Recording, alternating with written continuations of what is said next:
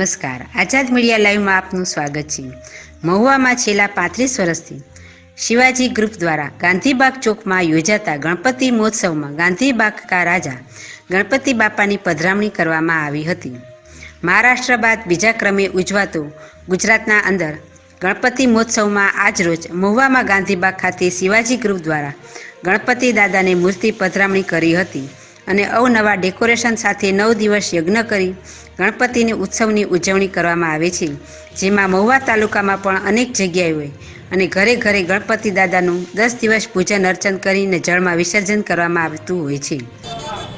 વિઘ્નહર્તા ગણપતિ બાપાની સ્થાપના કરવામાં આવે છે અને મહુવાની અંદર આ 42 વર્ષની અંદર ગણપતિ બાપાની કૃપાથી એવો માહોલ બન્યો છે કે આ ગામમાં નાના નાના બાળકો ઘરે ઘરે ગલીએ ગલીએ શેરીએ શેરીએ અને મોટી માત્રામાં ગણપતિ બાપાની મૂર્તિઓની સ્થાપના થાય છે।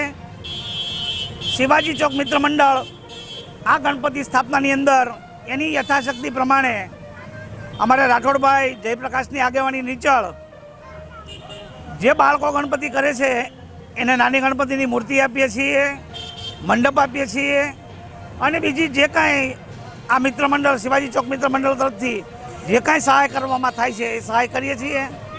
આ ગણપતિ બાપાના ખૂબ પરચાઓ છે, લોકો બહારગામથી પણ આ ગણપતિ બાપાની સેવા પૂજા અને માનતાઓ કરવા આવે છે અને આ બાપા એવા છે કે આ ગણપતિ બાપાની જો કોઈ ક્યાંય પણ પ્રોબ્લેમ કરવામાં આવે છે તો આ ગણપતિ બાપા એને પણ ચમત્કારો બતાવ્યા છે।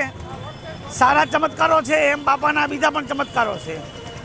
તો આ ગણપતિની અંદર આપણા હાલના ભાઈ મંત્રી શ્રી આરસીભાઈ મકવાણા પણ આ મંડપમાં જ બેઠતા, ભાઈ પ્રવીણભાઈ વાળા, વિક્રમસિંહ વાળા, જેબી વાળા, તો ઘણા બધા મિત્રોએ ખૂબ સહકાર આપ્યો છે। આ ગામના દરેક સમાજના લોકો। એન્કર સંધ્યાબેન ઓઝા, રિપોર્ટર ભાવેશભાઈ ચૌહાણ, આઝાદ મીડિયા લાઈવ, મહુવા।